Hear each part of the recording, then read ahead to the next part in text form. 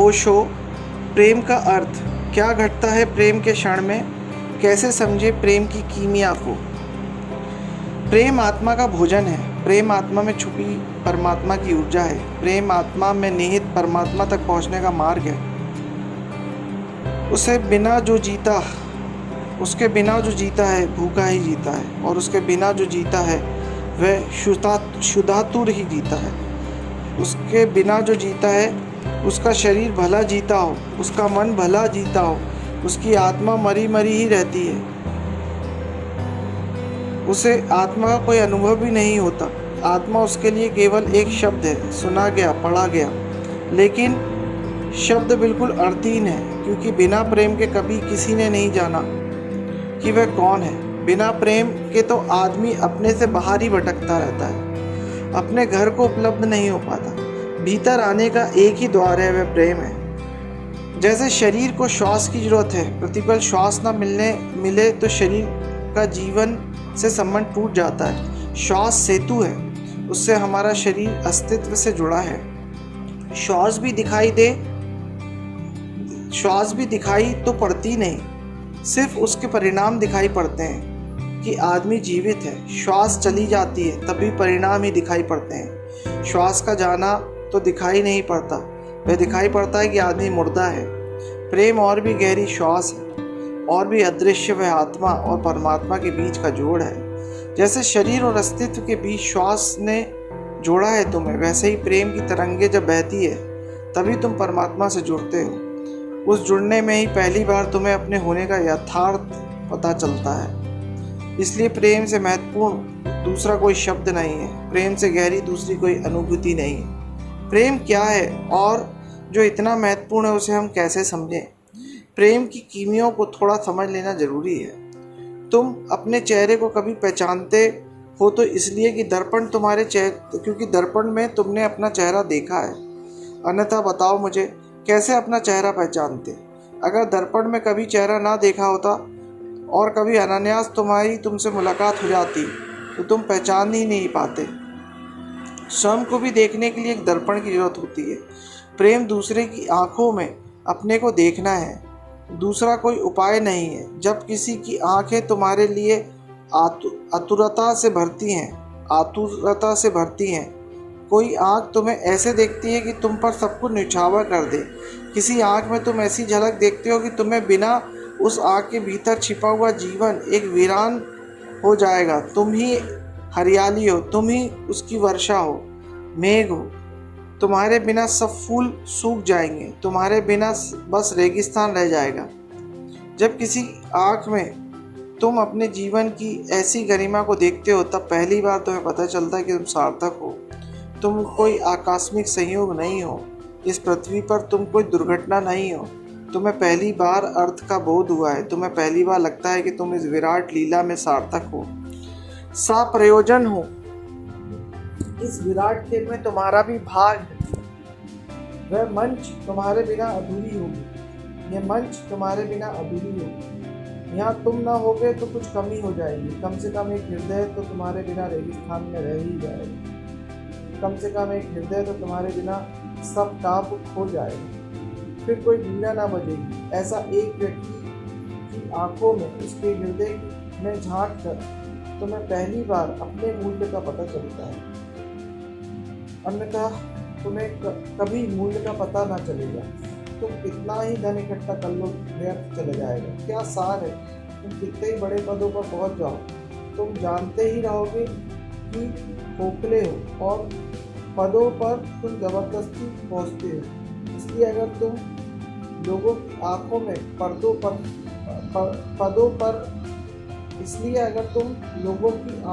पदों पर से देखोगे तो तुम्हें लगेगा कि तुम बिना कहीं ज़्यादा आनंदित हो। तुम्हारे होने से ही उन्हें कपट, तुम्हारे ना होने से बड़ी शांति होगी। तुम्हारे पास धन हो और तुम लोगों की आंखों में देखो तो तुम्हें लगेगा कि तुम शत्रु हो। तुमने जैसे उनका कुछ छीन लिया है,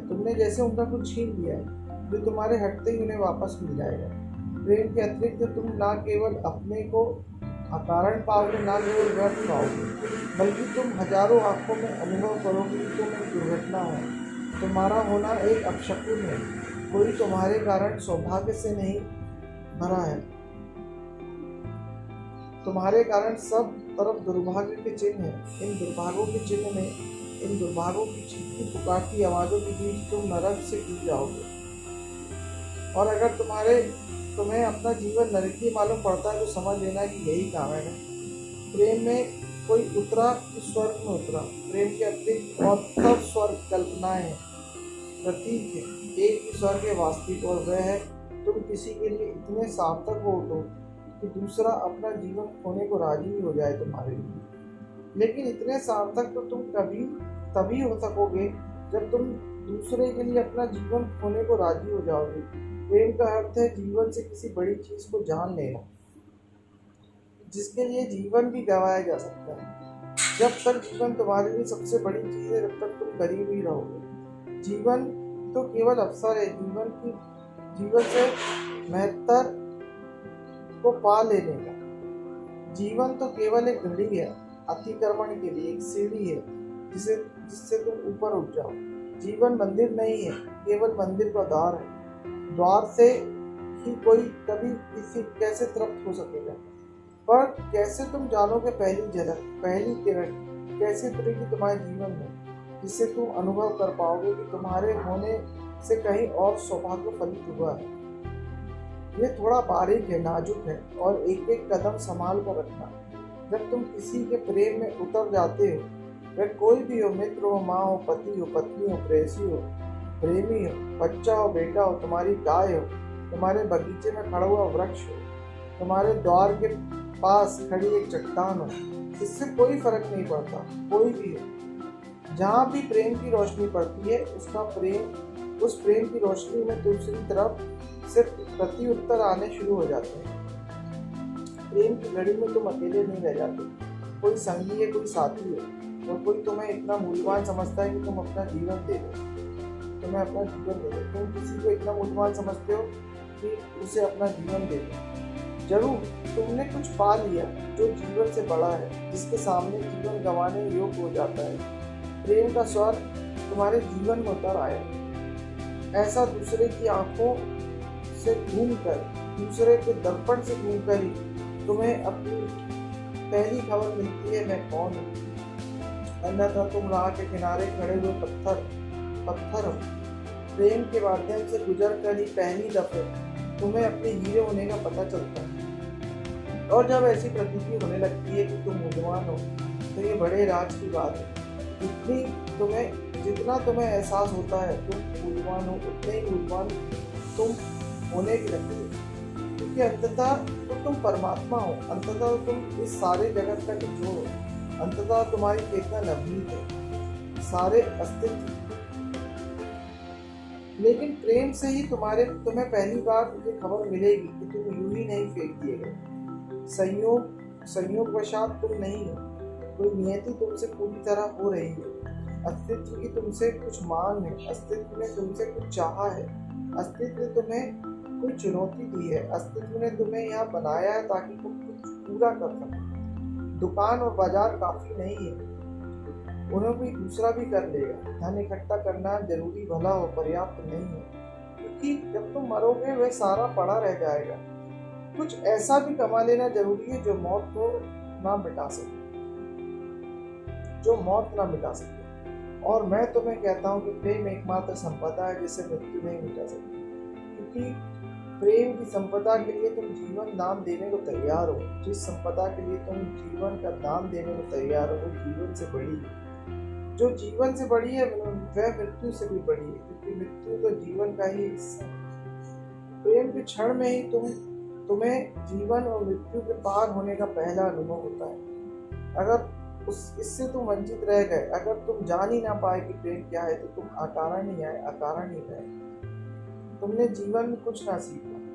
तुमने फूल तो बहुत देखे, लेकिन श्वास तुम ना पा सके। तुमने घटनाएं तो बहुत देखी, बहुत वहाँ पहुँच से गुजरे, बड़ी आपाधापी में रहे, बड़ी यात्रा की, लेकिन कहीं ना पहुंच सके। अंत की यात्रा में किसी मंदिर में निवास ना हो पाया। तुम राह पर ही मरे, तुम राह के भिखारी ही होकर रह गए। कोई घर ना मिला, कोई जगह ना मिली जहाँ तुम शांत हो जाते, जहाँ तुम आनंदित हो जाते।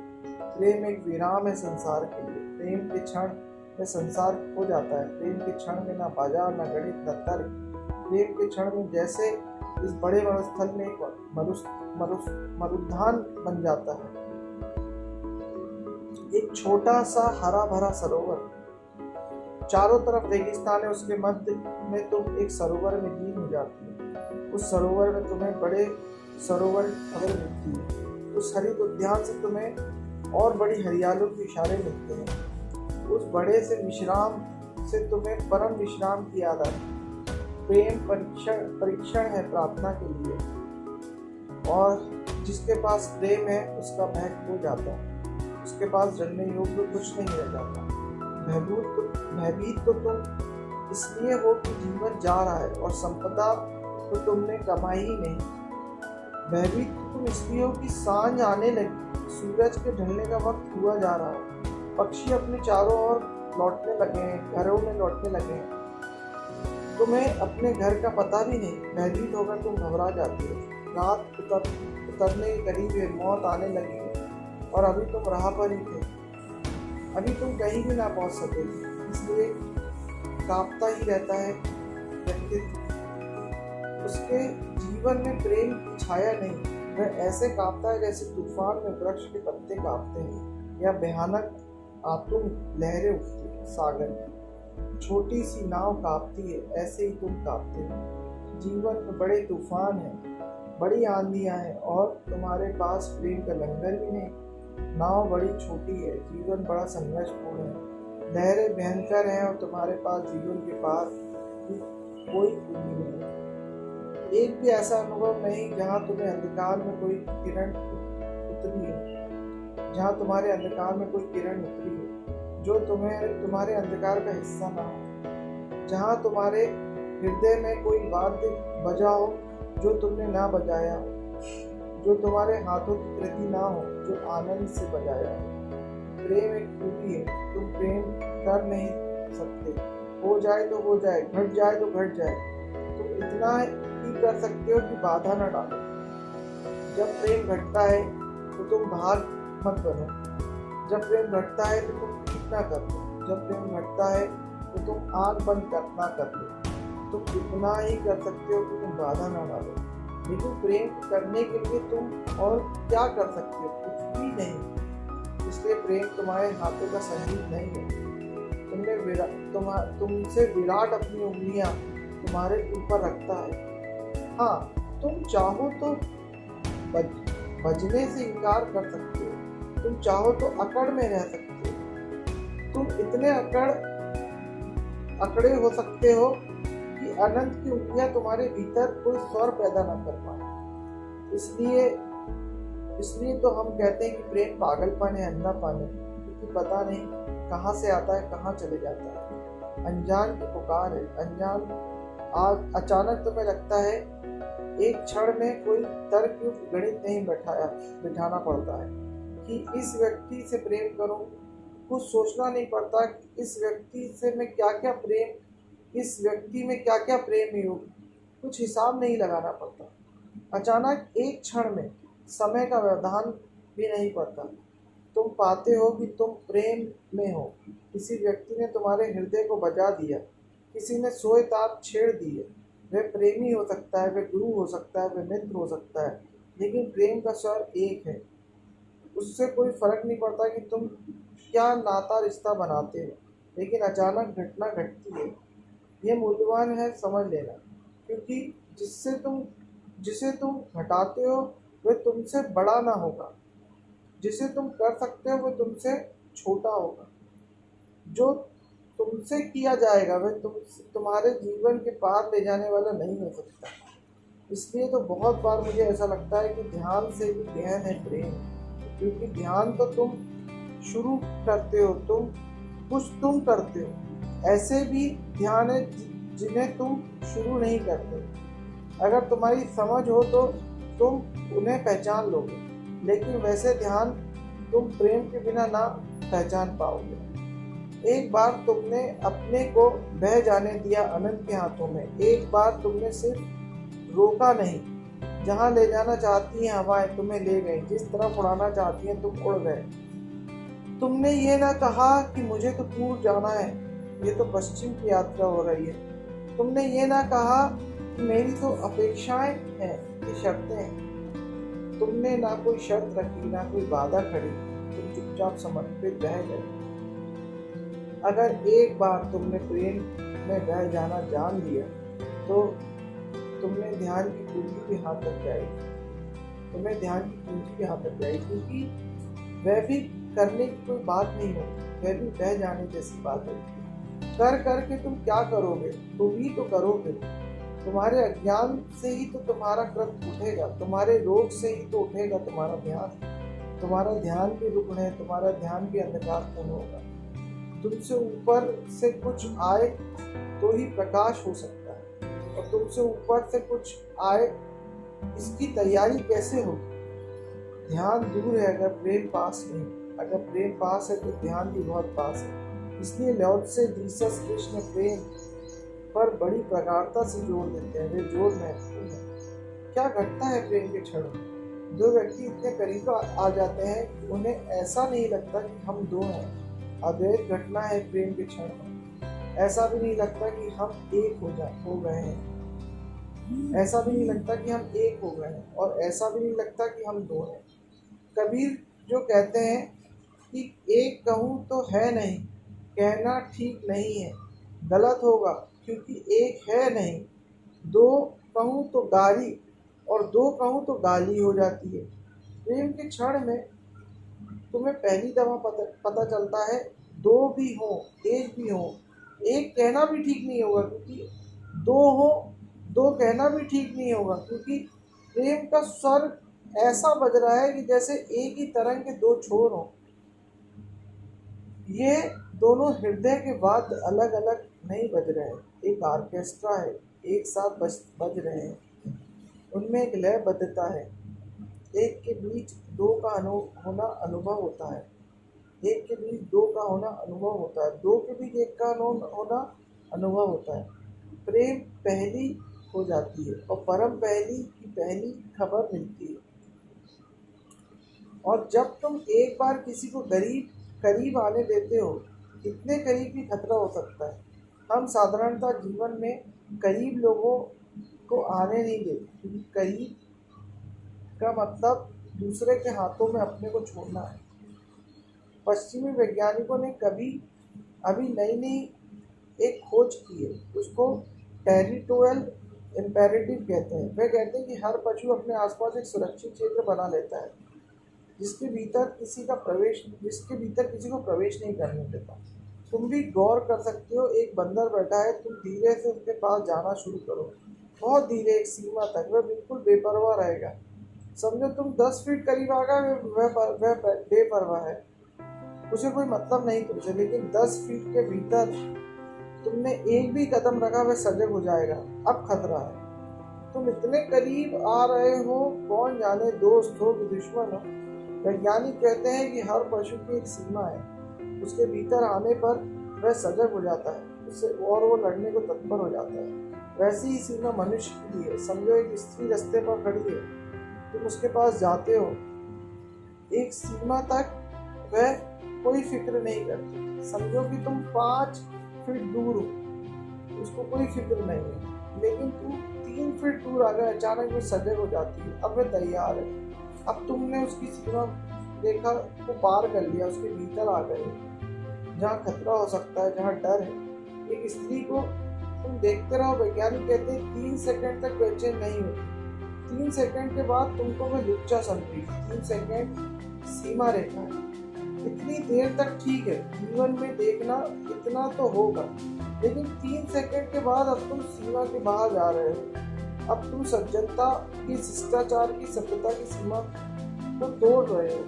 लुच्चा का मतलब तुम जानते हो, मतलब होता है घूर कर देखने वाला, और कोई मतलब नहीं होता। लुच्चा शब्द का मतलब होता है घूर कर देखना। लुच्चा शब्द का मतलब होता है दूर कर देखना। लुच्चा शब्द आता है लोचन से, आंख से, उसी से आता है आलोचक, वह भी दूर दूर कर देखता है।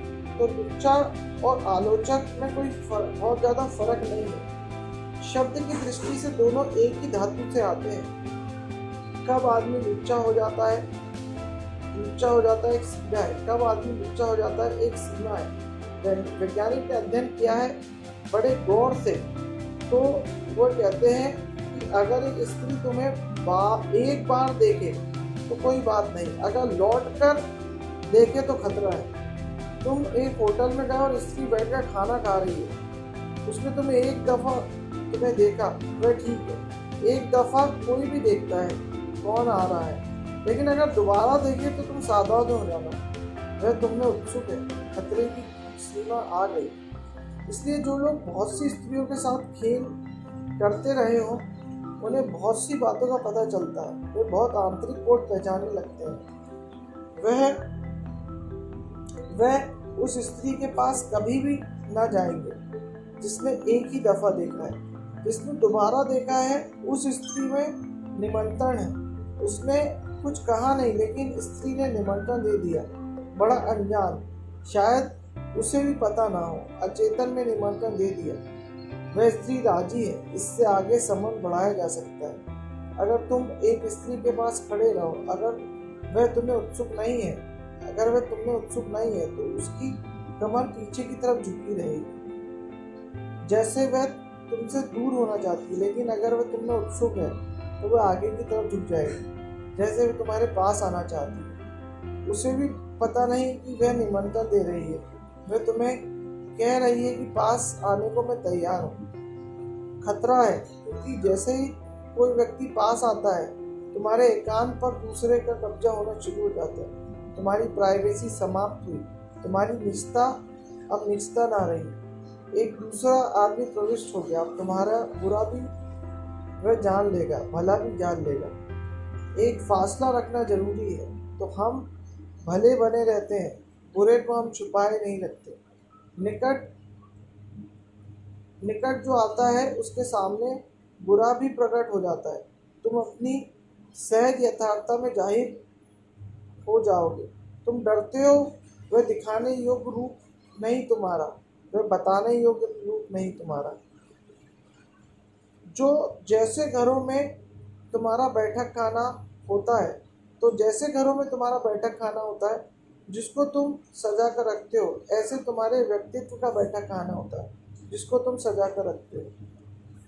वहाँ तक मेहमानों को तुम ले जाते हो, उसके भीतर नहीं, क्योंकि उसके भीतर तुम्हारे जीवन का यथार्थ है। अपने जीवन का यथार्थ जिसने बहुत कुछ छुपाया हो, लोभ, क्रोध, घृणा, हिंसा, वैमनस्य, द्वेष, ईर्ष्या, मत्सर, वह किसी को पास नहीं आने देता। वह भयभीत होगा कि अगर कोई पास आया तो यह सब जान लेगा। वह जीवन के अंतःग्रह में प्रवेश कर जाएगा, और वहाँ तो तुम खुद भी जाने से डरते हो। दूसरे को ले जाने की बात तो दूर, तुम खुद भी वहाँ पीठ किए रहते हो। तुम खुद भी देखने में डरते हो, क्योंकि इतना कूड़ा करकट, इतनी गंदगी, इतनी दुर्गंध वहाँ है। प्रेम के लिए एक वादा है कि तुम अपने से डरते हुए हो और शायद दूसरे के पास ना आने दो, दूसरे को पास ना आने दो। तो हर आदमी ने कवच बना लिया है अपने चारों तरफ, वह उसके भीतर जीता है। उस कवच के बाहर वह हाथ निकालता है, लोहे के कवच के बाहर हाथ मिलाकर फिर भी हाथ को भीतर ले लेता है। उसी कवच के भीतर से थोड़ा सा मुस्कुराता है, उसी कवच के भीतर से देखता है। लेकिन कवच के बाहर जब तक कोई ना आए तब तक प्रेम नहीं घटता। प्रेम का अर्थ है दूसरे को अपना इतना बना लेना कि कुछ छिपाने को ना रह सके, दूसरे को अपना इतना मान लेना कि जैसे वह तुम ही हो, और अपने से छुपाना क्या। अगर तुम अपने प्रेमी से कुछ छुपाते हो तो अभी प्रेम में फासला है। कुछ भी हो वह छिपाना। अगर तुमने अपने प्रेमी के सामने सब खोल दिया है, सब बेशर्त, कुछ भी छिपाया नहीं, तो तुम्हारे जीवन में वह घटना घटेगी जिसे प्रेम कहते हैं।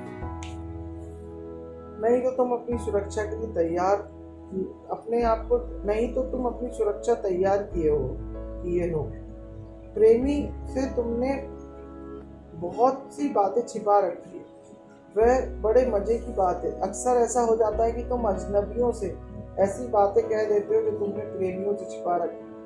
ट्रेन में चलते हो ऐसे ही ऐरा गहरा कोई आदमी रास्ते में मिल जाए, उससे तुम ऐसी बातें कह देते हो कि तुमने कभी अपनी माँ से नहीं कही, अपने पिता से, अपनी पत्नी से भी नहीं कही। क्यों? क्योंकि अजनबी से कोई खतरा नहीं। घड़ी भर बाद तुम अपने स्टेशन पर उतर जाओगे, वह कहीं और चले जाएगा, उससे कुछ लेना देना नहीं। लेकिन जिससे 24 घंटे लेना देना है, उनसे तो छिपाना पड़ेगा, उनसे खतरा है। ये एक मनोवैज्ञानिक तथ्य है कि अजनबियों के साथ लोग अपने जीवन के बड़े गहरे कन्फेशन करते हैं, इसलिए निकट के लोगों से छिपाते हैं। क्योंकि अजनबी ना तुम्हारा नाम धाम जानता है, ना तुम में उत्सुक है। कुछ तुम कहते हो इसलिए सुन लेता है कि चलो ठीक है, सफर है, साथ बैठे हो तो सुन लो, अन्यथा तुम छुपाए रहते हो। मुल्ला नसरुद्दीन एक यात्रा पर जा रहा था। जैसा कि पति जानते हैं, उसे अपनी पत्नी से कहा कि बहुत जरूरी काम है, 3 दिन में निपट जाएगा, ऐसी आशा करते हैं। काम धंधे की बात है, ना भी निपटे, ज़्यादा समय भी लग जाए तो मैं तुम्हें वहाँ से कार डाल दूंगा कि कितनी देर और रुकना पड़ेगा।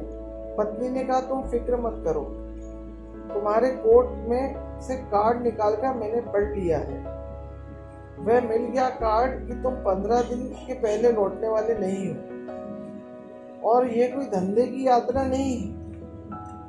पति है, पत्नी है, मित्र है, पिता है, बेटे हैं, एक दूसरे से बहुत कुछ छुपा कर रखते हैं। उसी के छुपाने से प्रेम मर जाता है, क्योंकि प्रेम किसी तरह की गुप्तता नहीं चाहता। प्रेम चाहता है प्रकटता, प्रेम चाहता है सहजता, प्रेम चाहता है खुला आकाश। इसलिए तुम प्रेम को रोक सकते हो, ला नहीं सकते। ऐसे ही जैसे अपना दरवाज़ा बंद कर ले, सूरज बाहर रह जाए, भीतर नहीं आ सकेगा। तुम कोई सूरज को भीतर थोड़ी ना ला सकते हो, इतना ही कर सकते हो कि दरवाज़ा खोल लो, सूरज अगर है तो भीतर आ जाएगा। प्रेम को कोई पैदा नहीं कर सकता, प्रेम तो परमात्मा से अवतरित होता है, प्रेम तो परमात्मा की रोशनी है। तुम इतना ही कर सकते हो कि या तो दरवाज़ा बंद करके भीतर छुपे रहो, या दरवाज़ा खोलो और छोड़ दो ताकि प्रेम चला है, जब भी चाहे वो चलाए। लेकिन डर है, भय है, दुष्ट चक्र है, यह है कि जितना तुम भयभीत हो उतना ही प्रेम ना आ सकेगा। दरवाजे तुम बंद रखोगे और जितना तुम दरवाजे बंद रखोगे उतने ही तुम भयभीत होते जाओगे। यही दुष्चक्र है, इससे पार होना बड़ा मुश्किल मामला है, क्योंकि कहाँ से शुरू करें। जितना तुम अपने भीतर अपने को बंद रखोगे प्रेम नहीं आ सकेगा, उतने ही ज़्यादा तुम भयभीत होने लगोगे, क्योंकि प्रेम ही एकमात्र अभय है। प्रेम में ही तुम पहली दफ़ा जानते हो कि कोई मृत्यु नहीं है। प्रेमी मर जाते हैं, प्रेम नहीं मरता। तो प्रेमी के रूप में प्रेम ही था और रूपायित हुआ। मैं नहीं रहूँगा, तुम नहीं रहोगे, लेकिन हम दोनों के बीच घटता है, वह बचेगा, वह घटता ही रहेगा। किनारे खो जाते हैं, सरिता बचती है, ज्ञानी ज्ञाता खो जाता है, ज्ञान बचता है, प्रेमी प्रेयसी खो जाते हैं, प्रेम बचता है। प्रेम ही अनेक बार रूप लेता है, प्रेमी के, प्रेयसी के, ज्ञाता और ज्ञेय के। परमात्मा जीवन की ऊर्जा है, वह बचती है। सब रूप बनते हैं, मिटते हैं, तुम भयभीत रहोगी जब तक तुमने प्रेम को नहीं जाना, क्योंकि प्रेम में ही पहली दफे तुम्हें पता लगेगा, आ जाए मृत्यु कुछ भी मिटेगा नहीं। आज आना हो तो आ जाए, क्योंकि जो पाना था पा लिया। प्रेम का एक क्षण बिना प्रेम के जिए हजारों जीवन से बड़ा है। प्रेम का एक क्षण अनंत है। अगर तुमने एक क्षण को भी प्रेम जान लिया तो तुम मौत से कह सकते हो, अब आ जाओ, अब कोई अड़चन नहीं, जो होना था वह हो गया, जो पाना था पा लिया, और वह समाधि जान ली जो मृत्यु के पार है। अब तुम आ जाओ, अब तुम्हारे आने से कुछ भी नहीं मिलेगा। सिर्फ प्रेमी ही निश्चिंत मरता है, क्योंकि मृत्यु उसका कुछ भी बिगाड़ नहीं सकती। उसने अपनी प्रतिमा को भी देख लिया है प्रेम पात्र के द्वारा, जो अमृत की है, और उसने अपनी प्रेम पात्र की प्रतिमा देख ली है जो अमृत की है। भीतर तो तुम्हारे अमृत है, मृत्यु तो बाहर है। प्रेम तुम्हें मौका देगा कि तुम्हारा भीतर खिल जाए, तुम्हारा भीतर फूल बन जाए, और तुम देख लो प्रेम अभय है। अब कठिनाई है जो वह यह है कि तुम शुरू कहाँ से करोगे। भयभीत रहोगे, प्रेम ना हो सकेगा। प्रेम ना होगा, भयभीत रहोगे और भयभीत हो जाओगे, और तुम सुरक्षा कर लो। प्रेम के होने की संभावना समाप्त हो जाएगी। कहाँ से शुरू करो। साहस की जरूरत है, दुस्साहस की जरूरत है। भयभीत हो माना, फिर भी दरवाजा खोल लो। दरवाजा खोले बिना तुम अभय ना हो सकोगे। इसलिए प्रतीक्षा मत करो कि जब अभय हो जाएंगे तब दरवाजा खोलोगे, तब तो तुम कभी ना खोल पाओगे। दरवाजा खोलो, कांपते हाथों से खोलो, कांपती छाती से खोलो, रोआ रोआ भयभीत हो जाए, लेकिन दरवाजा खोलो। इसलिए कहता हूँ दुस्साहस है, भय के बावजूद दरवाजा खोलना पड़ेगा। तुम ये अगर मांग रखोगे कि जब अभय हो जाऊंगा तब दरवाजा खोलूंगा, अभी तो बहुत भयभीत हूँ। दरवाजा खोलने से पता नहीं कौन भीतर आ जाए, कैसी हवाएं, कैसे तूफान, कैसी आंधियां भीतर आ जाए। अभी तो सुरक्षित हो अपने घर में, तो सुरक्षा तुम्हारी कब्र बन जाएगी, फिर तुम दरवाजा कभी भी ना खोल सको। छोटा बच्चा चलता है, मैं ये नहीं कहता कि मैं तभी चलूँगा जब गिरने का डर मिट जाए। छोटे बच्चे अगर ऐसा कहे तो दुनिया में फिर कभी कोई चल ना पाएगा। छोटे बच्चे बड़े दुस्साहसी होते हैं। छोटा बच्चा चलना शुरू कर देता है बिना भय के। वे जानता है कि हाथ पैर कप रहे हैं, डगमगा रहा है, सहारे की जरूरत है, फिर भी छोटा बच्चा चाहता है सहारा मत दो। माँ सहारा देती, छोटा बच्चा उसको छोड़ देता है, क्योंकि सहारा अपमान है, और सहारे से कौन कब तक चलेगा, कितने दूर तक चलेगा। सहारा तो आधार है, दूसरे के सहारे पर कितनी देर टिका जा सकता है। छोटा बच्चा हाथ हिलाता है कि नहीं, वे अपनी तरफ से कोशिश करता है। बड़ी महत्वपूर्ण घटना है छोटे बच्चे को चलते हुए देखना। उससे महत्वपूर्ण घटना जीवन में फिर दोबारा नहीं घटती जब तक कि तुम आत्मा की यात्रा पर ना निकलो, क्योंकि फिर एक नई यात्रा शुरू होती है, और वह शरीर की नहीं, वह आत्मा की है। फिर तुम डगमगाते हो। छोटे बच्चे को देखो, उठाता है पैर, डरता है, संभलता है, कांप रहा है, फिर भी चलने की कोशिश करता है। वह ये नहीं कहता कि जब मैं चलना ठीक से कर सकूंगा तभी चलूंगा। तो फिर पैर ठीक से नहीं चलेंगे कैसे, कब चलेंगे। छोटा बच्चा चलता है, गिरता है। मैं ये नहीं कह रहा कि तुम भी नहीं गिरोगे, क्योंकि कोई भी एकदम से चल नहीं सकता। चलना एक कला है जो धीरे धीरे आती है। बच्चा गिरेगा, टूट जाएगा, फूल निकलेगा, लेकिन इससे कुछ बाधा ना पड़ेगी, इससे चुनौती मिलेगी। बच्चा और चलने की कोशिश करेगा,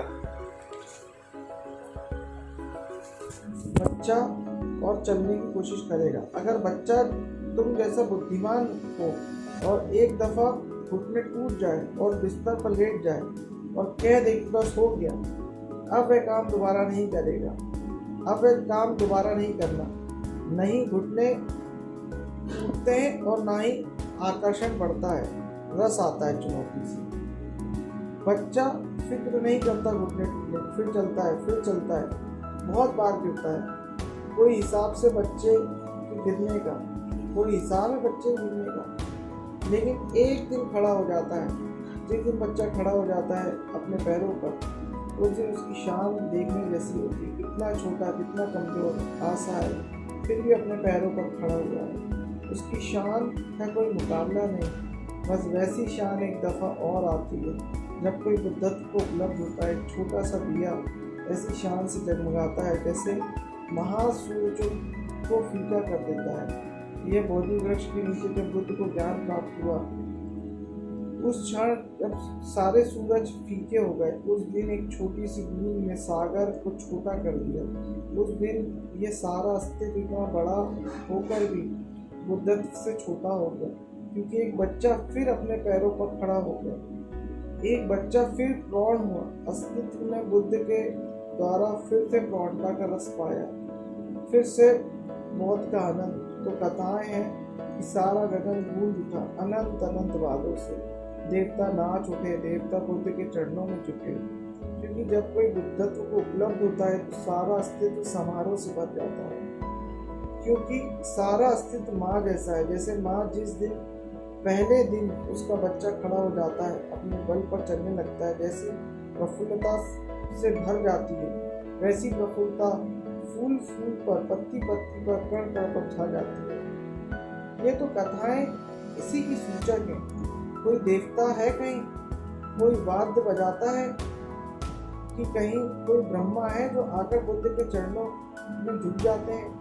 नहीं, ये तो सूचक है, ये तो काव्य का प्रतीक है। लेकिन इन्होंने बड़ी बात कही है, आत्मा के पैरों के बल पर तुम जब तक खड़े हो जाओगे तब अपने दीपक स्वयं बन जाओगे। बुद्ध ने कहा है, अब दीपो भव, अपने दिए खुद बन जाओ। कहाँ से शुरू करो? माना कि वह है, मान लो कि वह है, लेकिन वह तो किनारे पर रखो। उठो, मान लो गिरोगे, निश्चित ही गिरोगे। कभी कोई नहीं चल पाया बिना गिरे।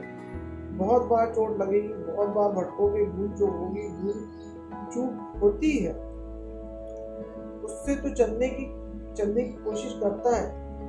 जो नहीं चलता उसी से भूल चूक नहीं होती। तो मेरे हिसाब से तो एक ही भूल चूक है और वह है ना चलना।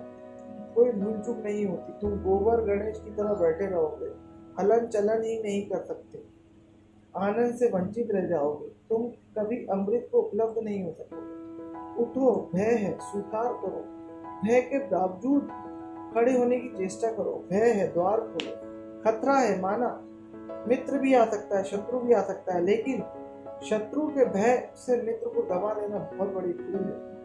आंधी तूफानों के डर से घर के भीतर बंद हो जाना, तो जैसे जिए ही ना, कब्र में ही पड़े रहे और मर गए। कब्र बड़ी सुरक्षित है और जीवन में असुरक्षा है। दुस्साहस चाहिए, धीरे धीरे कदम संभलने लगते हैं, और जब कदम संभल जाते हैं तब भय मिट जाता है। प्रेम एकमात्र कवच है और कोई कवच नहीं, और कोई सुरक्षा नहीं। और तुम जितने भी इंतजाम करोगे सुरक्षा के, सब गलत सिद्ध होंगे। तुम्हारे हाथों से बनाई गई सुरक्षा मृत्यु पार न ले जा सकोगे, मृत्यु पार न ले जा सकेगी। मृत्यु सब सुरक्षा को तोड़ देती है। मैंने सुना है कि मुल्ला नसरुद्दीन के घर डाका पड़ा। सब लोगों ने सोचा कि लुट गया, और बचाने की कोशिश में मुल्ला बुरी तरह पीटा भी गया। ऐसा पीटा गया कि मरना सन अस्पताल में पड़ा रहा। जरा होश आया, उसने अपनी पत्नी के नाम पत्र लिखा जो दूसरे गांव की, और लिखा, घबराना मत, संयोग और सौभाग्य की बात समझो कि एक ही दिन पहले सब बैंक में सेफ डिपॉजिट मैंने जमा करा दिया था। कुछ गया नहीं है, कुछ ले जाने का था भी नहीं, सिवाय मेरे जीवन के। कुछ भी नहीं गंवाया है, क्योंकि वह मरना सब में अब मर रहा है, सिवाय जीवन के और कुछ भी नहीं गंवाया। मरते वक्त भी तुम ऐसा ही पाओगे कि सिवाय जीवन के और कुछ भी नहीं गंवाया। सब बचा है, सब तिजोरी में रखा है, बैंक में जमा है, सिर्फ तुम अपने को गंवा बैठे। लेकिन उस जमा का क्या करोगे? जीवन को ही खोकर अगर सब बचा लिया तो क्या बचाया? अगर सब खोकर भी जीवन बच सके तो बचा लेना। उसे ही मैं दुस्साहस कह रहा हूँ। लाओत्से के शब्दों को समझे। यदि कोई प्रेम और अभय को छोड़ दे, और वे दोनों एक ही सिक्के के दो पहलू हैं, एक तरफ प्रेम, उस तरफ अभय। आया प्रेम के पीछे चलता अभय, आया प्रेम पीछे चलता आता है अभय। यदि कोई प्रेम और अभय को छोड़ दे, कोई मिताचार और आरक्षित शक्ति को छोड़ दे, कोई पीछे चलना छोड़कर आगे हो जाए, तो उसका विनाश सुनिश्चित है। लाओत्से ये कह रहा है कि जिसने प्रेम को छोड़ा वह विनष्ट हो गया, और तुमने प्रेम को छोड़कर सब बचा लिया। तुमने अपनी होशियारी में प्रेम को छोड़कर सब बचा लिया। तुम अपनी होशियारी में सब गवा बैठे।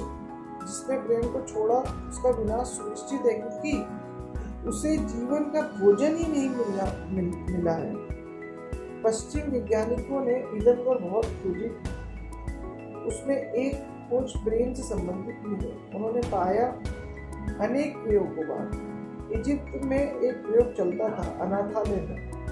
तो अनाथालय के 2 हिस्से कर दिए थे और उन्होंने 200 बच्चों एक तरफ और 200 बच्चों को दूसरी तरफ कर दिया। इन 200 बच्चों को पहले खंड में सब भोजन, कपड़े, सारी सुविधाएं दी जाती थी, सिर्फ प्रेम को छोड़कर। नर्स आएगी, दूध देगी, लेकिन किसी तरह का व्यक्तिगत संपर्क नहीं करेगी। मुस्कुराएगी नहीं, कठोर यंत्रवत। डॉक्टर आएंगे, इलाज कर देंगे, लेकिन इम्पर्सनल, व्यक्तित्व कोई संबंध बच्चों से नहीं बनाया जाएगा। ना बच्चों को थपथपाया जाएगा, ना उन्हें गले से लगाया जाएगा, ना उन्हें कभी कोई ना बच्चों को थपथपाया जाएगा, ना उन्हें गले से लगाया जाएगा। ये खंड सारी वैज्ञानिक सुविधा दी जाएगी। और दूसरा खंड है, वहाँ भी उतनी ही सुविधा दी जाएगी, लेकिन बच्चों के साथ व्यक्तिगत संबंध बनाया जाएगा। डॉक्टर आएगा, मुस्कुराएगा, बैठकर 2 बातें करेगा, कभी बच्चे को गले लगा लेगा। नर्स आएगी तो थपथपाएगी, कभी बच्चे को उछालेगी, उठा लेगी। जो अनुभव हुआ 3 महीनों में इस प्रयोग से, पहले खंड के बच्चे सिकुड़ते गए, भोजन पूरा दिया जा रहा था, इलाज भी पूरी व्यवस्था थी, लेकिन जीवन धारा सूखती गई। बच्चे 3 गुने ज्यादा बीमार पड़ने लगे। करीब बच्चे बीमार ही रहे। स्वस्थ बच्चे धीरे धीरे हो गए। 200 बच्चे धीरे धीरे किसी न किसी बीमारी से ग्रस्त हो गए। दूसरे खंड के बच्चे धीरे धीरे सभी बीमारियों से बाहर आ गए, और अगर बीमारी आती भी थी तो टिकती ना थी। पहले खंड में बीमारी आ जाती तो हटती ना। सब एक सा था, फिर भी एक प्रेम तत्व को हटा दिया था। और प्रेम भी क्या, कोई खास प्रेम नहीं था। थोड़ा थपथपाना, थोड़ा बच्चे से बात कर ली, लेकिन ऐसा अनुभव हुआ कि इन बच्चों को दूसरा खंड में कुछ मिल रहा था, अदृश्य, जो पहले खंड में नहीं मिल रहा था। अमेरिका के हार्वर्ड विश्वविद्यालय में एक ऐसा प्रयोग कर रहे थे बंदर के बच्चों के साथ। तो एक तरफ उन्हें बंदरियां बनाई गई जो बिल्कुल तारों से बनी थी। उसके स्तन से बच्चा दूध पी सकता था, लेकिन सिर्फ तार ही तार थे, ठंडे तार, कि बच्चा जब दूध पीने जाए तो माँ से कोई ऊष्मा ना मिले, कोई गर्मी ना मिले, दूध पी ले। और एक दूसरी तरफ माँ उन्होंने बनाई थी जिनमें तारों पर गरम कंबल था और जिसके भीतर बिजली का एक छोटा सा बल्ब जलता था, जिससे उससे थोड़ी गर्मी बनी रहती थी। तो बच्चों के पास, जो बच्चे उसके पास दूध पीते थे वो स्वस्थ रहे। कोई प्रेम नहीं था, कोई बच्चों की, लेकिन बच्चों को ये भ्रांति थी। भ्रांति तक भी उस माँ उष्ण है, और बच्चे ठंडी माँ के पास दूध पी रहे हैं। दूध वही है, लेकिन धीरे धीरे सूखने लगे। फिर दोनों माँ को एक जगह लाकर एक ही कमरे में रखा। सब बच्चे उसके कमरे में रखती है। बच्चे दूध तो पीने आते थे ठंडी माँ के पास, लेकिन लिपट कर सोते थे। सारे बच्चे लिपट कर सोते थे कंबल वाली माँ के पास। वहाँ थोड़ी ऊष्मा थी, वहाँ थोड़ा जीवन था, वहाँ थोड़ी गर्मी थी, और कंबल का स्पर्श थोड़ा सा माँ की भ्रांति देता था।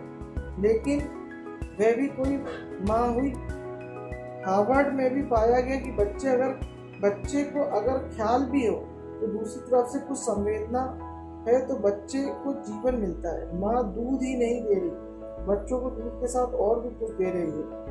वह और अदृश्य, और वह जीवन का सूत्र है, वह प्रेम है। तुम्हारे जीवन में जितना ज्यादा प्रेम होगा उतना ही तुम पाओगे कि तुम जीवंत हो। जितना प्रेम कम होगा इतना ही तुम पाओगे दीन, जर्जर, मुरझाए हुए हो, किसी तरह चले जा रहे हो, कोई गति नहीं। तुम ऐसी सरिता नहीं जो सागर तक पहुंच सके। तुम्हारे पैर ही नहीं उठ रहे हैं, तुम कहीं न कहीं किसी मरुस्थल में खो जाओगे। इसलिए लाओ त्से कहता है, जिन्होंने जीवन में प्रेम छोड़ दिया वे प्रेम छूटा कि अबे छूटा।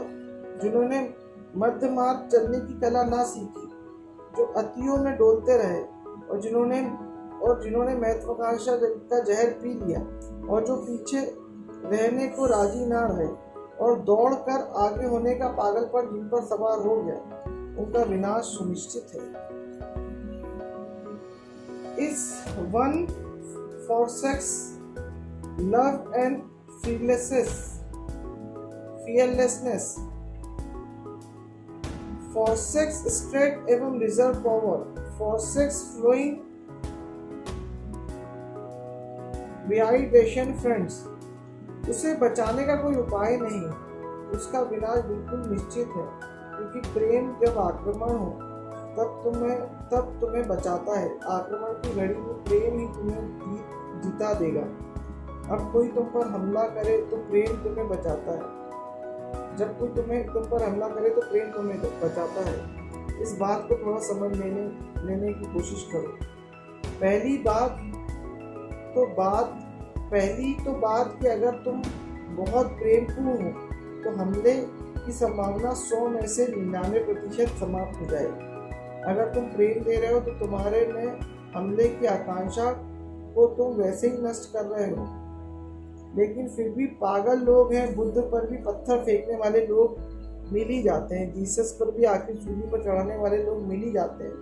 सुकरात को जहर देने वाले लोग भी आखिर मिल ही जाते हैं। तुम अगर कितने ही प्रेम से भरे हो तो भी 99% ही मौका कटता है, क्योंकि दूसरी तरफ ऐसे हृदय भी हैं जो तुम्हें प्रेम से ऐसे हृदय भी हैं तुम जितने प्रेम से भरे हो उससे ज्यादा घृणा से भरे हैं। पाषाण हृदय भी हैं। इतने रुग्ण लोग हैं कि तुम्हारे प्रेम के कारण तुम पर हमला कर देंगे।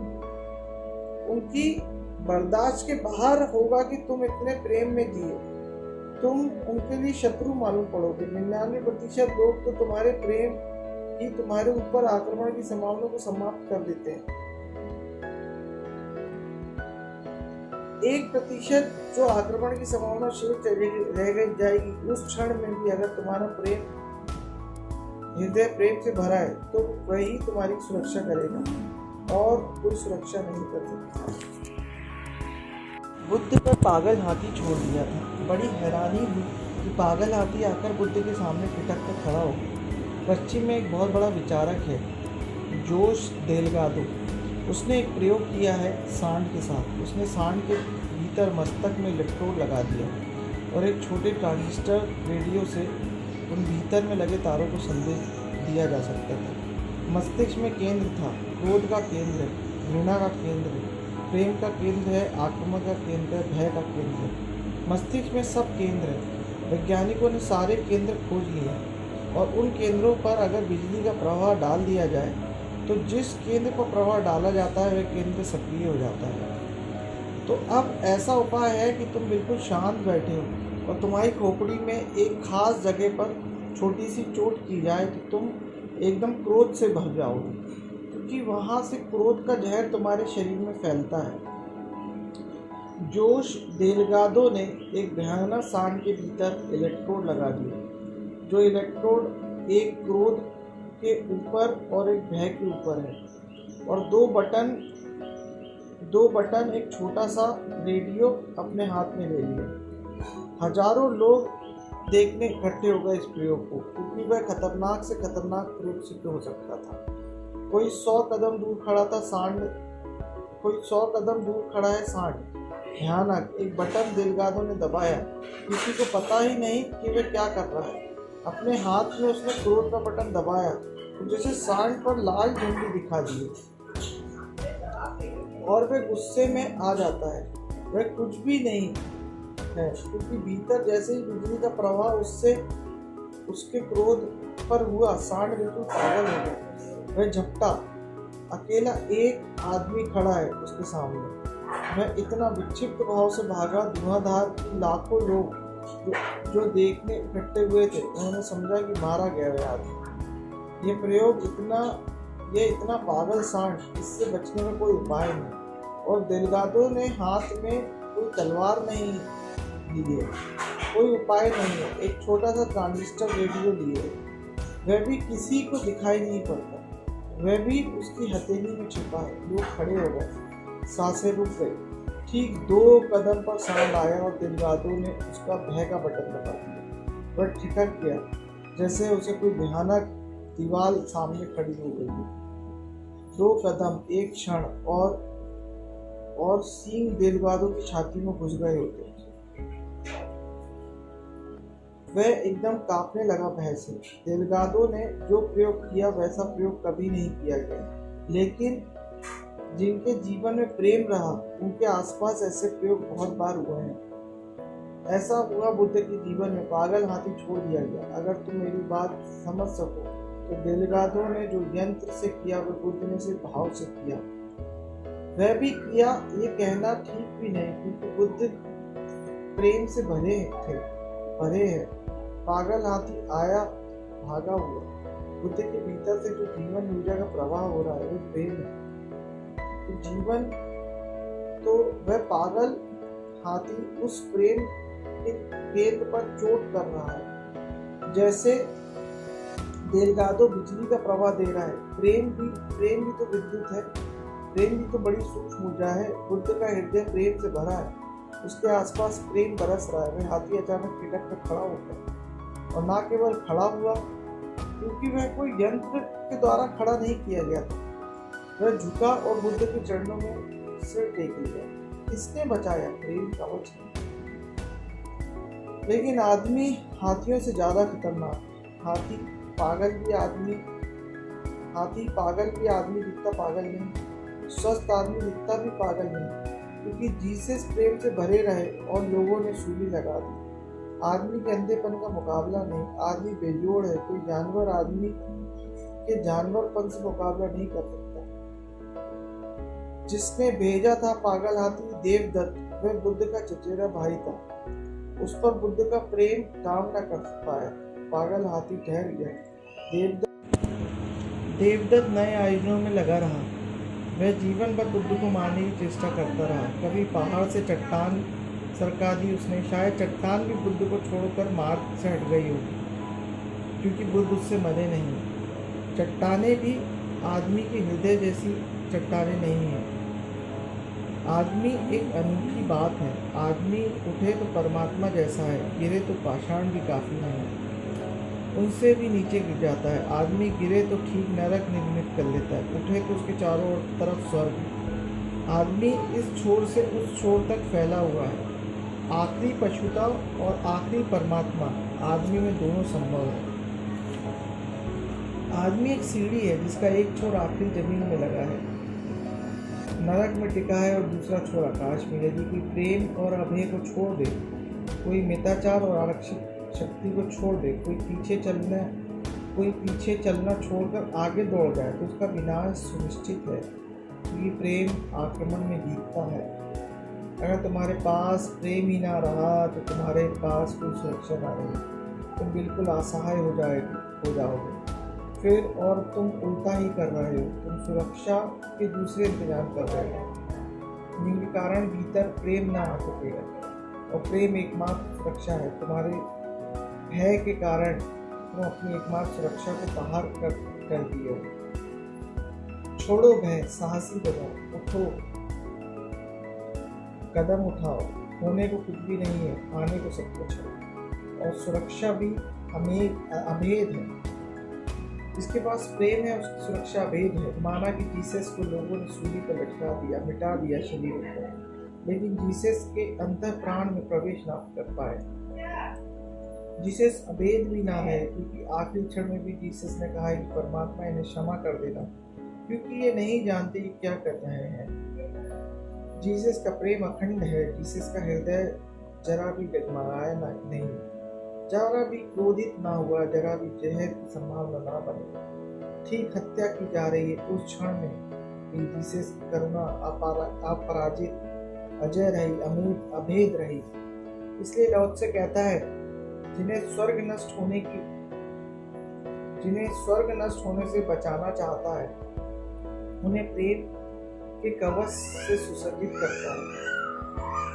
यह तो कहने की बात है, ये तो सिर्फ कहने का ढंग है। अच्छा तो यही है कि तुम इसे समझो कि जो बचना चाहते हैं वे अपने आप को प्रेम से सुसज्जित कर लेते हैं। स्वर्ग तो सिर्फ साथ देता है, तुम तो करना चाहते हो उसी में साथ देता है। स्वर्ग तो सिर्फ साथ देता है, तुम जो करना चाहते हो उसी में साथ देता है। स्वर्ग तो सहयोग है, परमात्मा तो राजी है। तुम जो होना चाहोगे, तुम अगर नरक में गिरना चाहते हो तो परमात्मा का हाथ तुम्हें सहारा दे देता है, क्योंकि परमात्मा तुम्हारी स्वतंत्रता को नष्ट नहीं करना चाहता। परमात्मा जबरदस्ती तुम्हें स्वर्ग में ना उठाएगा। जबरदस्ती भी कहीं ना कहीं, क्योंकि जबरदस्ती भी कहीं कोई स्वर्ग में गया है। अगर तुम जबरदस्ती स्वर्ग में भेजे गए जाओ तो स्वर्ग में कारागृह मालूम पड़ेगा। अगर तुम जबरदस्ती भी स्वर्ग में भेज दिए जाओ, स्वर्ग में तुम्हें कारागृह मालूम पड़ेगा, क्योंकि जबरदस्ती परतंत्रता है। स्वतंत्रता से तुम नरक में भी चले जाओ तो भी स्वर्ग मालूम पड़ेगा, तुमने ही चुना है। परमात्मा किसी के साथ कोई जबरदस्ती नहीं करता। अस्तित्व सहयोग है और परम स्वतंत्रता है। तुम जो होना चाहते हो, अस्तित्व कहता है हम तुम्हारे साथ वहीं चलने को राजी हैं। अगर तुम अपने जीवन को कब्र बनाना चाहते हो तो कब्र के लिए ईंटें जुटा देगा अस्तित्व। तुम्हारे हाथों को बल दे देगा कि तुम सब रंध्र द्वार सब बंद कर दो। अगर तुम स्वर्ग में उठना चाहते हो तो अस्तित्व सीढ़ियां लगा देता है, पांव पाखड़े बिछा देगा। अस्तित्व अपने पलके बिछा देगा कि आओ स्वागत है, लेकिन तुम्हारी स्वतंत्रता को अस्तित्व बाधा नहीं देता। मनुष्य परम स्वतंत्र है, यही उसकी गरिमा है, यही उसका दुर्भाग्य है। गरिमा की स्वतंत्रता से बड़ा और कुछ भी नहीं है, इसलिए तो हम मोक्ष की चर्चा करते हैं। सदियों से गरिमा की मनुष्य उठ सकता है, आखिरी छोर तक, जिसके पार और कुछ भी नहीं, वह बन सकता है शिखर आगुंतुक, गौरी शंकर और दुर्भाग्य, क्योंकि स्वतंत्रता के कारण वह नरकों की यात्रा भी कर सकता है। तुम्हारे हाथ में सारी बाजी है, शिकायत किसी से कर न सको। नरक गए तो अपने कारण, दुखी हो तो अपने कारण, सुखी हो तो अपने कारण। चाहो तो विषाद की मूर्ति बन सकते हो, कोई बाधा नहीं। चाहो तो समाधिस्थ आनंद की प्रतिमा बन सकते हो, सारा अस्तित्व साथ देगा, हर हाल में राजी। अस्तित्व है, अस्तित्व तुम जहाँ जाते हो वहीं जाने को राजी है। इसलिए स्मरण रखना, यह तो कहने का ढंग है लवत्से का, जिन्हें वे नष्ट होने से बचाना चाहता है, स्वर्ग उन्हें प्रेम के कवच से सुसज्जित कर देता है। इसका कुल मतलब इतना ही है कि केवल वह ही बचते हैं जिन्हें प्रेम का कवच उपलब्ध है।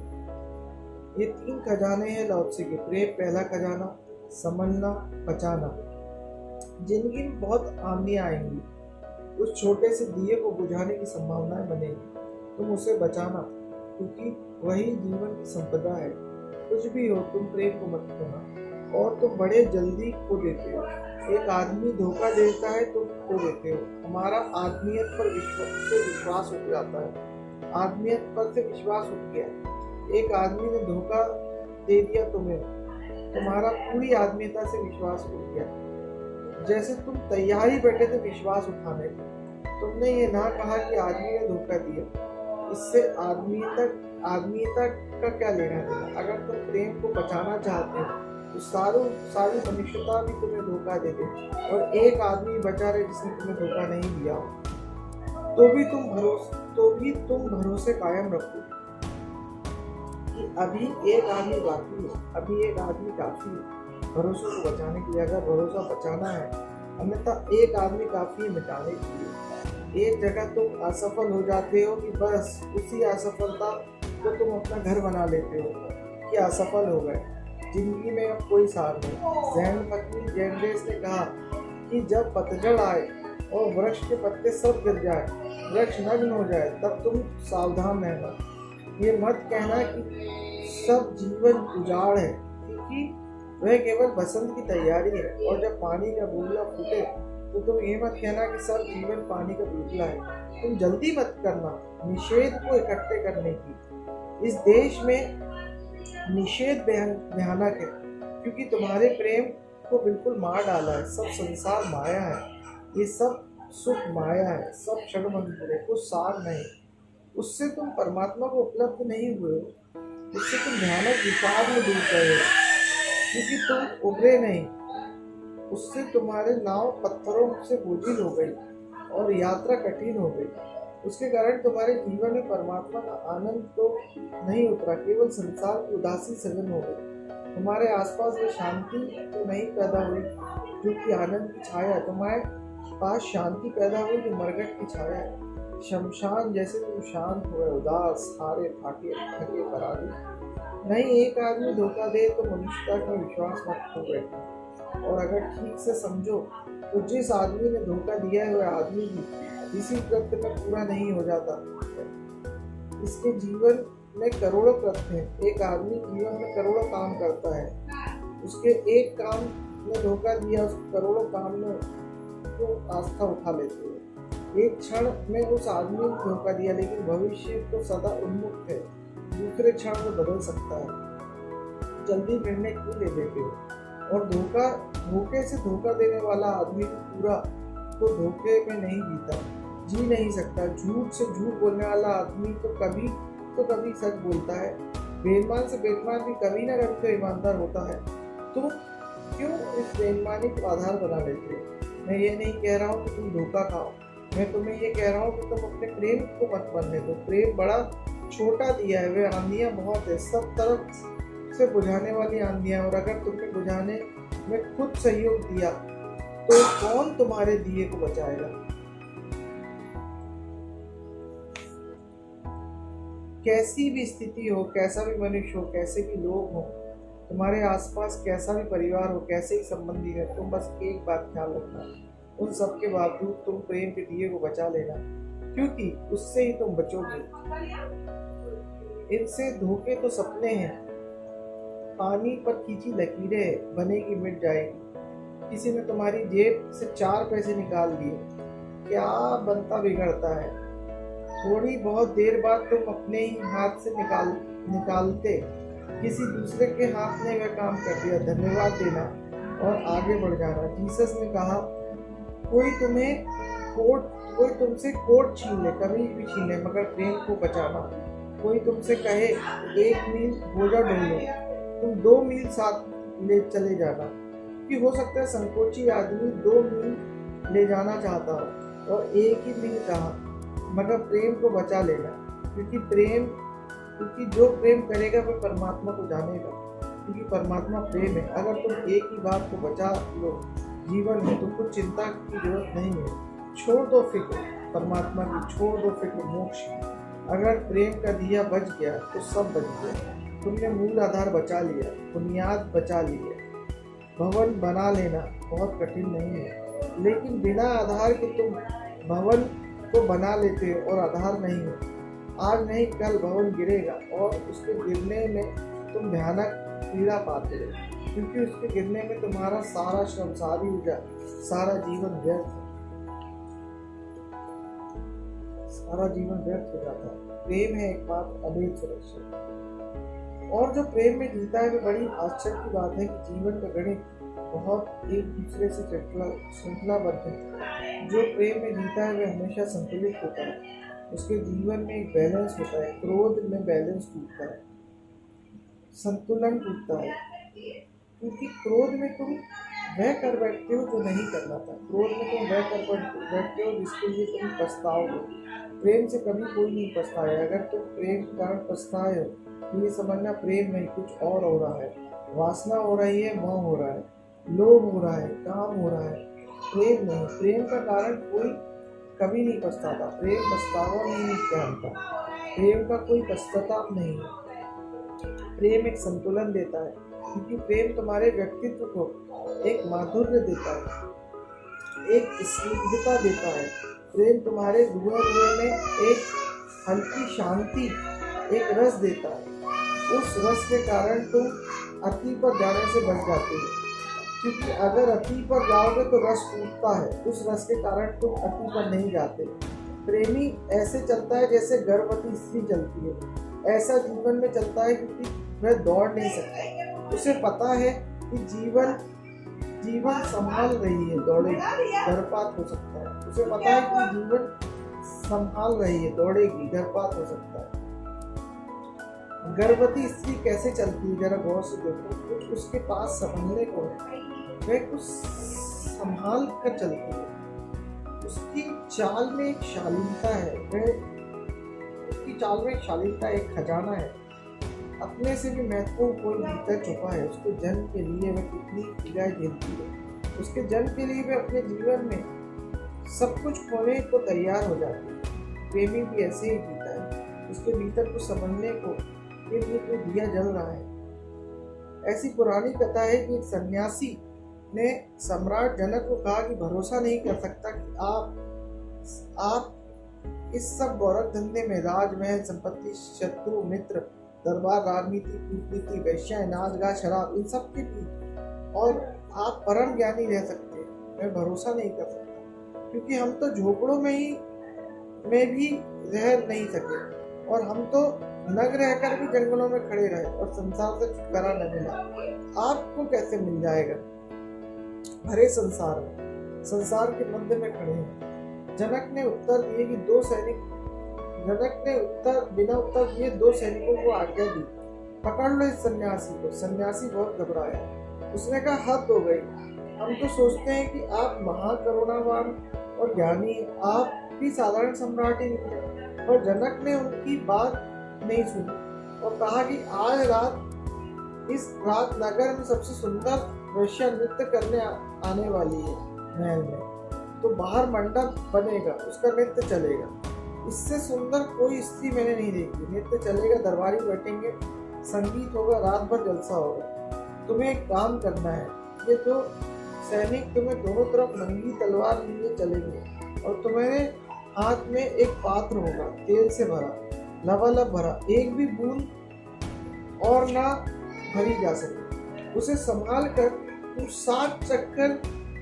तुम्हें 7 चक्कर लगाने हैं और एक बूंद भी तेल की गिरी तलवार से तुम्हारी गर्दन उड़ा दी जाएगी। सन्यासी फक्त रह गया, अब क्या करेगा? और यह आदमी कम से कम मौका दे रहा है एक 7 दफे चक्कर लगाने का, वैसे भी मरवा सकता है, तो एक अवसर तो है ही कि शायद कोशिश कर ली जाए। सुंदर स्त्री का नाच चालू हुआ। उसने पहले अपने आभूषण फेंक दिए, फिर उसने अपने वस्त्र फेंक दिए, फिर बिल्कुल नग्न हो गई। बड़ा मधुर संगीत था, प्रगाढ़ आकर्षण था, लोग मंत्रमुग्ध थे। ऐसा सन्नाटा था जैसा मंदिरों में होना चाहिए, लेकिन केवल वैश्याघरों में होता है। 2 तलवारें नंगी और सन्यासी बीच में फंसा हुआ बेचारा। अब तुम सोच सकते हो कि गृहस्थ होता तो भी चल जाता। सन्यासी के मन में स्त्री के प्रति जितना आकर्षण होता है, गृहस्थ के मन में कभी नहीं होता। जैसे भूखे के मन में भोजन का आकर्षण होता है, भरे पेट के मन में क्या आकर्षण होता है। अगर वेश्या के घर में पड़े रहने वाले किसी आदमी को ये काम दिया होता तो उसने मजे से कर लिया होता, इससे कोई अड़चन न आती। लेकिन सन्यासी के सपने में भी नहीं देखा था नग्न स्त्री। जब ध्यान करने बैठता था तो तब दिखाई पड़ती, जब जीवन में पहला मौका आता था तब देख लेता था एक झलक, और कोई अड़चन न आती। बिल्कुल किनारे पर ये सब घटना घट रही थी। आज सुनाई देने लगी, उसको आभूषण फेंक दिए। आवाज सुनाई देने लगी कि उसने आभूषण फेंक दिए। सैनिक बात करने लगे जो दोनों तरफ चल रहे थे कि अरे उसने कपड़े ही फेंक दिए, अरे ये बिल्कुल नंग भी हो गई, अरे अपना दिया संभाले और बूंद से तेल न गिर जाए। उसने 7 चक्कर पूरे कर लिए, एक बूंद तेल न गिरी। सम्राट ने उसे बुलाया, कहा, समझे, जिसके पास कुछ समझने को हो, सारी दुनिया चारों तरफ नाचती रहे, उसे अंतर नहीं पड़ता। तुझे अपना जीवन बचाना था तो वेश्या नग्न हो गई, तब भी उसकी तरफ आंख न गए। ये सैनिक बड़ी रसभरी चर्चा कर रहे थे। ये मेरे इशारे थे कि तुम रसभरी चर्चा करना, लुभाना, और दोनों तरफ से बोल रहे थे और इन दोनों के बीच में फंसा था। लेकिन फिर भी तूने ध्यान न छोड़ा। तूने ध्यान अपने पात्र पर रखा। भरा पात्र था, कुशल से कुशल व्यक्ति भी मुश्किल में पड़ जाता। बड़े 7 लंबे चक्कर थे, एक बूंद तेल गिर जाती, गर्दन उतर जाती। जीवन तुझे बचाना था।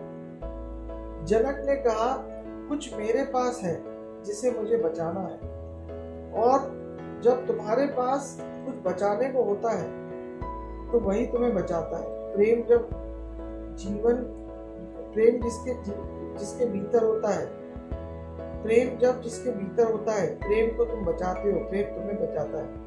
प्रेम को तुम संभालते हो, प्रेम तुम्हें संभालता है। प्रेम को बचाना है, प्रेम से संतुलन आ जाएगा, क्योंकि कुछ बचाने को है। तुम अतियों पर ना जाओगे।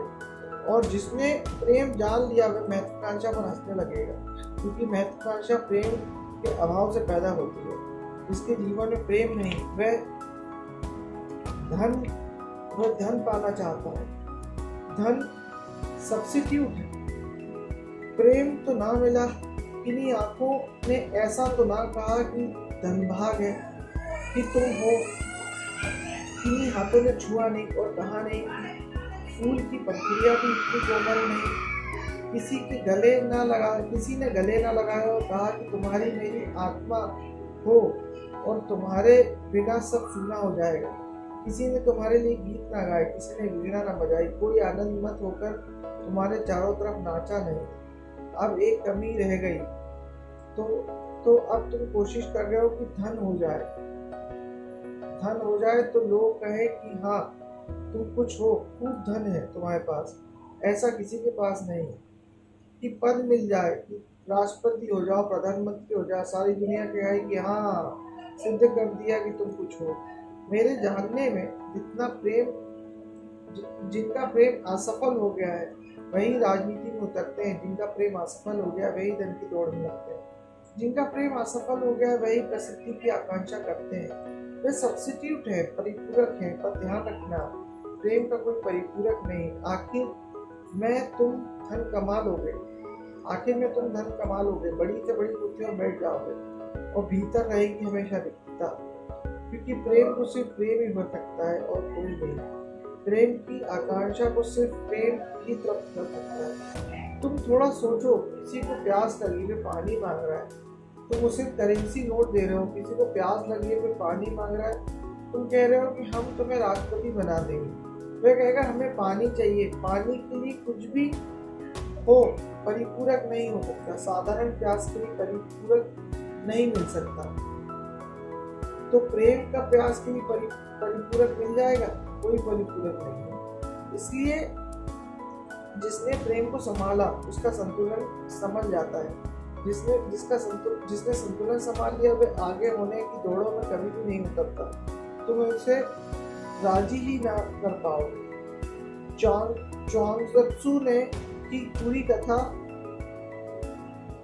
च्वांगत्सु की कथा से पूरी करो। बैठा है च्वांगत्सु एक तालाब के किनारे, मारता है मछली। सम्राट ने भेजे अपने मंत्री का, सुनो राजा चाहता है कि तुम आ जाओ, प्रधानमंत्री हो जाओ। बैठा रहा च्वांगत्सु, हाथ से मछली न हटाई, आँख भी मछली से न हटाई, अपनी बांस को संभाले रहा। देखा भी नहीं वजीरों की तरफ। इतना कहा कि देखते हो उस किनारे पर कछुए को। कीचड़ में कछुआ अपनी पूंछ हिलाकर मजा ले रहा है, आनंदित हो रहा है। कछुए का मजा कीचड़ में है। देखते हो उस कछुए को। उन्होंने देखा और उन्होंने कहा कि हम कुछ समझे नहीं, कछुए से इतना क्या, तुम्हें क्या लेना देना। तो च्वांगत्सु ने कहा कि हमने सुना है कि सम्राट के महल में सोने से मड़ा एक मरा हुआ कछुआ है जो 3000 साल पुराना है। उसकी पूजा की जाती है, वह राज चिन्ह है। मैं तुमसे ये पूछता हूँ, अगर इस कछुए को तुम कहो कि चल राजा राजमहल सोने में मर देंगे, तेरी पूजा होगी हजारों साल, सम्राट झुकेंगे तेरे सामने, तो ये कछुआ जहाँ जाना पसंद करेगा वो कीचड़ में अपनी पूंछ हिलाना ही पसंद करेगा। तो कछुआ वहां जाना पसंद करेगा या कीचड़ में पूंछ हिलाना ही पसंद करेगा?